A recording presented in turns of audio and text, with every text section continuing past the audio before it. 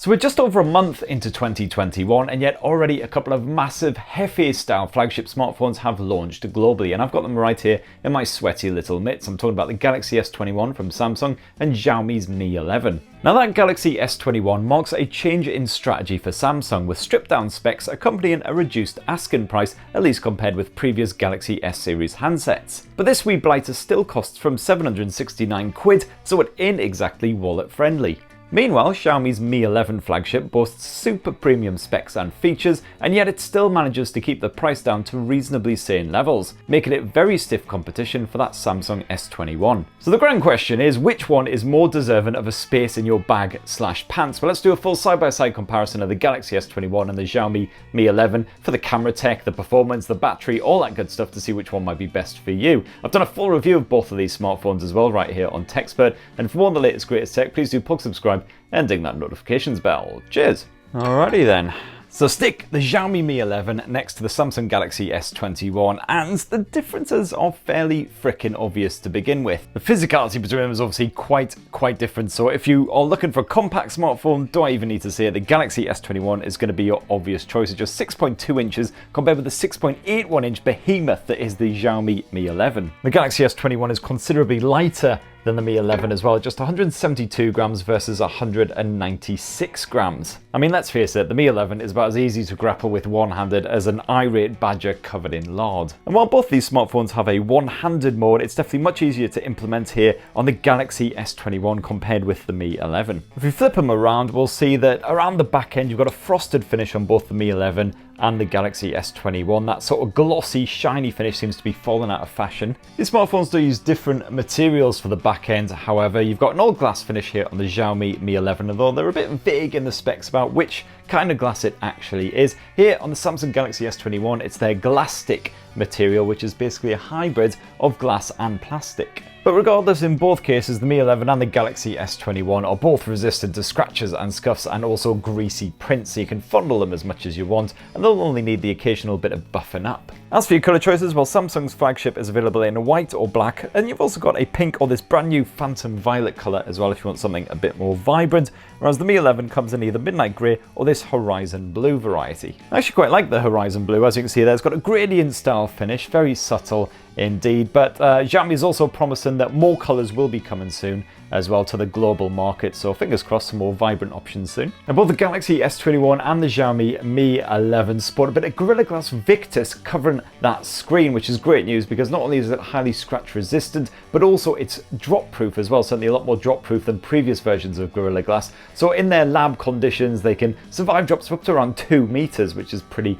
impressive stuff, so hopefully no cracks, no shattering anytime soon. And you also get a pre-installed screen protector on both of these as well for added reassurance, just in case that Victus wasn't enough for you. Unfortunately, the Mi 11 doesn't support the full IP68 water and dust resistance that the Galaxy S21 does. So if you want a smartphone you can take into a nice hot bubbly bath for a chilled Netflix session or something like that, then the S21 is your huckleberry. Now both of these smartphones are graced with a nice bit of Android 11 fresh out of the box. That's the latest version of Google's OS. However, while on the surface they appear quite similar, they offer a similar sort of layout, you've got an app store on both, all that sort of good stuff, you will find that they are quite different once you dive into them a bit more, because on the Galaxy S21 you've got Samsung's own One UI in the latest version 3, and in the case of the Xiaomi Mi 11 you've got Xiaomi's own MIUI 12 launcher. Now for the most part they do offer slightly different versions of the same features, for instance an always on display. You've got plenty of customization options as well. You can completely configure the desktops to look and feel exactly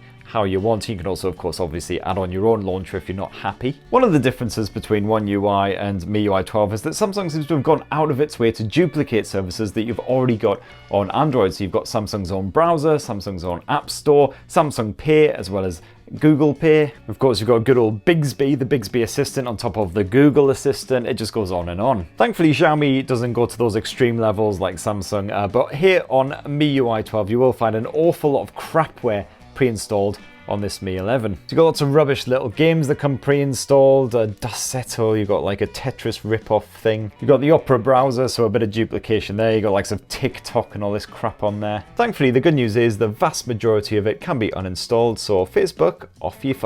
Time for the dust to settle on you, dust settle. Now, in recent years, a massive spotlight has rightly been trained on privacy issues with smartphones. Xiaomi is definitely trying to do its part when it comes to privacy and protecting your personal data. So for instance, when you're sharing photos from the Mi 11, you can now say if you want the likes of location data, all that metadata stuff to be ripped out from your photo before you share it. That said, for the more security and privacy conscious of you out there, I definitely recommend Samsung's Galaxy S21 out of this pair because of Samsung's excellent Knox security suite, which basically offers top level encryption for all of your privates, all of that good stuff. On the subject of security, both of these smartphones have an in-display fingerprint sensor. It's an optical sensor here on the Mi 11 and it's an ultrasonic scanner here on the Galaxy S21. Ultrasonic is supposed to be more accurate because it actually takes a 3D image of your fingerprint. Got to say though, I've had absolutely zero issues with either of these smartphones. That fingerprint sensor is fast, it's reliable. As you can see there, you just straight into your desktops. I've rarely had any of them crap out on me unless my hands are like really dry or really wet. And just in case your hands are soggy or whatever, you can't use that fingerprint sensor. We've got face recognition on both of these as well, so just tap that power button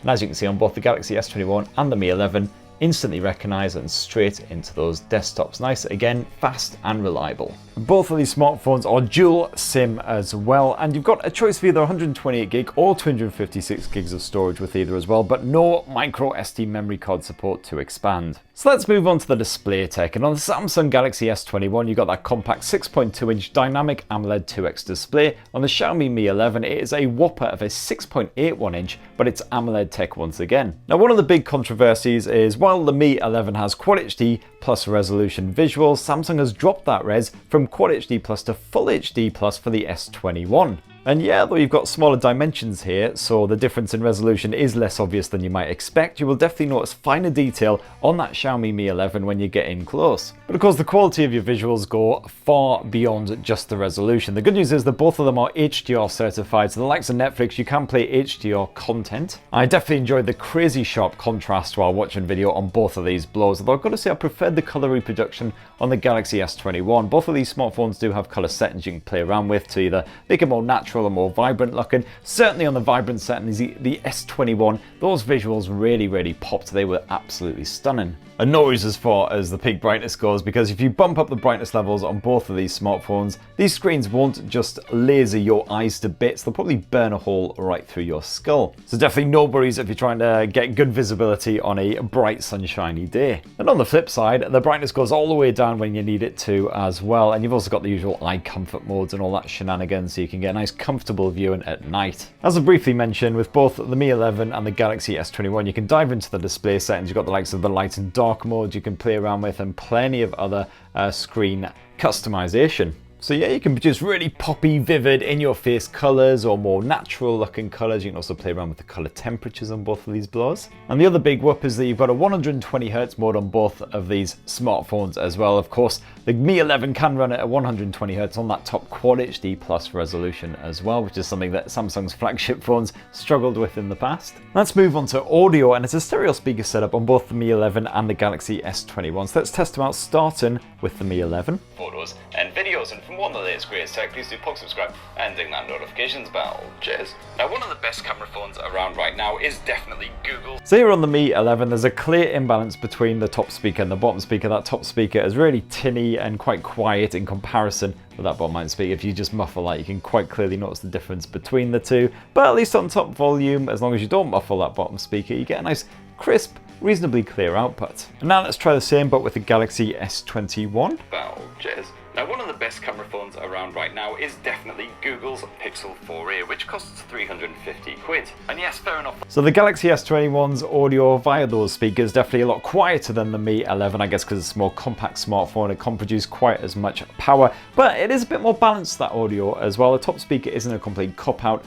like it is on the Mi 11. Unfortunately though, neither of this pair has a headphone jack. Come on Samsung, come on Xiaomi, why? Why do you not put headphone jacks on your flagship smartphones, goddammit? Why are you not like Jack? Still, the good news is I've had no trouble using Bluetooth with either of these smartphones. You've actually got full high-res audio and LDAC support here on the Mi 11 as well, so absolutely stunning audio coming out of that. Now, when it comes to the performance, it's a very different state of affairs on the Galaxy S21 and the Xiaomi Mi 11 as well. Here on the Galaxy S21, you've got Samsung's very own Exynos 2100 chipset. It's a 5nm chipset. At least you do here in the UK. In other regions, I believe you get the Snapdragon 888, which is actually what you find bundled here in the Mi 11, another 5nm platform. As you can see, quite different scores when you run a bit of Geekbench on both of these blowers as well. I run these tests this morning.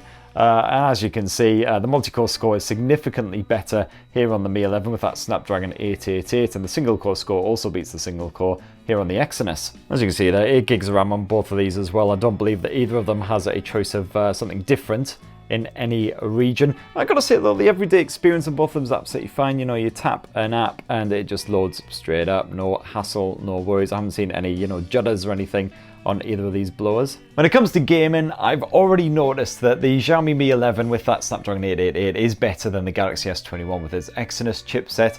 The likes of Genshin Impact are really demanding, resource-intensive game. Just runs that little bit smoother on the Mi 11. You'll see a few little judders, certainly on that higher detail setting on the S21. A couple of little judders here and there on the Mi 11. It's not perfect by any means, but it's certainly a lot less noticeable. The good news for gamers is that both these smartphones come with their own built-in gaming mode, the likes of Game Turbo here on the Mi 11. You can just drag out this little menu at any point, and that just allows you to help block notifications. You can record your screen, all that good stuff. You've got a similar thing here on the Samsung Galaxy S21, the Game Booster feature, but it's slightly more awkward. You've got to drag out the notifications bar to actually access it, and then it pops up on screen like so. This gives you like the priority mode, which again blocks all notifications, and you've got a few other little tools that you can mess around with as well. Monitoring your temperature and your resources, opening other apps in little mini displays, yada yada. In the case of the Mi 11, you don't have an entirely flat display, unfortunately, but touch wood, so far it hasn't impacted on my gameplay. I've still found everything's perfectly playable. I've actually got a 480Hz touch sampling rate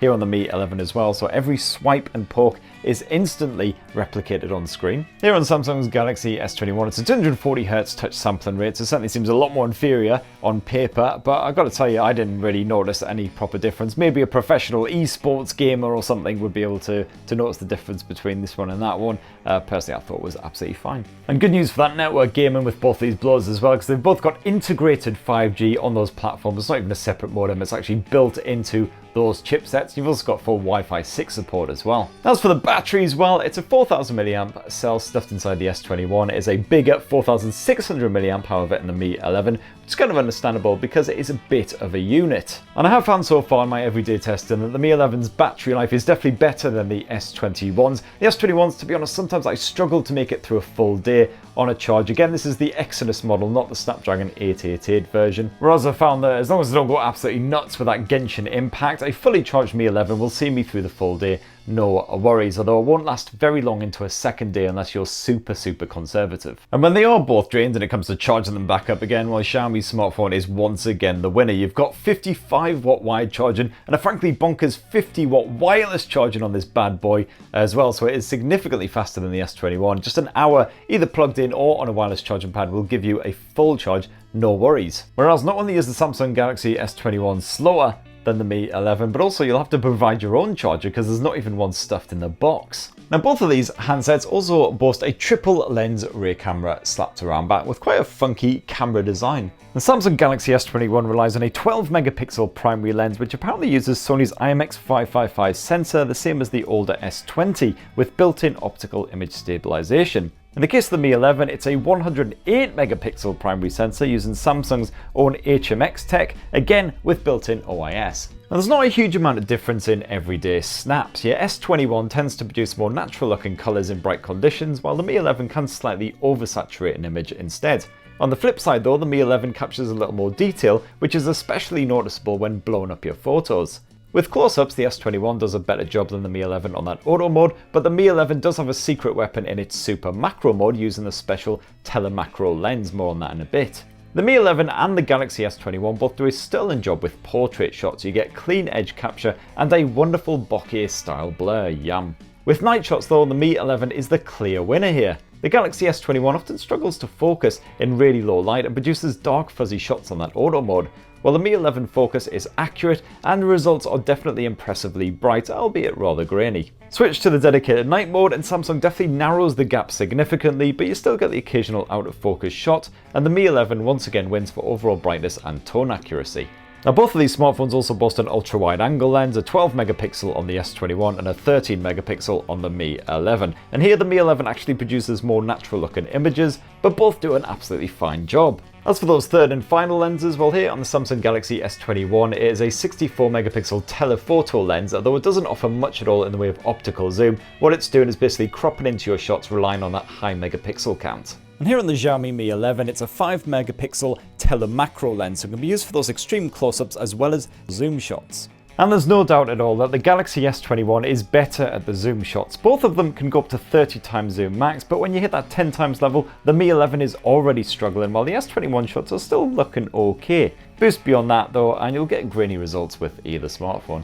Now both of these smartphones can shoot home movies at a rather impressive 8K resolution if that's your bag, otherwise a slightly more sedate 4K resolution at either 30 or 60 frames per second. I gotta say though, for added flexibility, I do really like the Galaxy S21 and its single take mode, which takes a whole heap of photos and videos at the same time when you hit that shutter button, or rather it takes one long video and then creates a whole bunch of photos and videos from that footage. And you got plenty of bonus modes with both these handsets as well. You got a full-on Pro mode for your photos here on the Xiaomi Mi 11. You've actually got Pro mode for your photos as well as your videos here on the S21. And if you dive into the more section, well, as you can see, you've got absolutely tons of stuff on both of these blows. So you can shoot the usual slow-mo, time-lapse, all that good stuff. And then around front, the Galaxy S21 has a 10 megapixel selfie cam that's trumped by the Mi 11's 20 megapixel effort, but both capture perfectly detailed snaps of your mug, complete with a portrait mode for blurry shenanigans that is once again completely spoojerific. So there you have it, there is my full in-depth comparison between the Xiaomi Mi 11 and the Samsung Galaxy S21. My voice is now gone, I'm absolutely knackered, I'm going to go collapse in a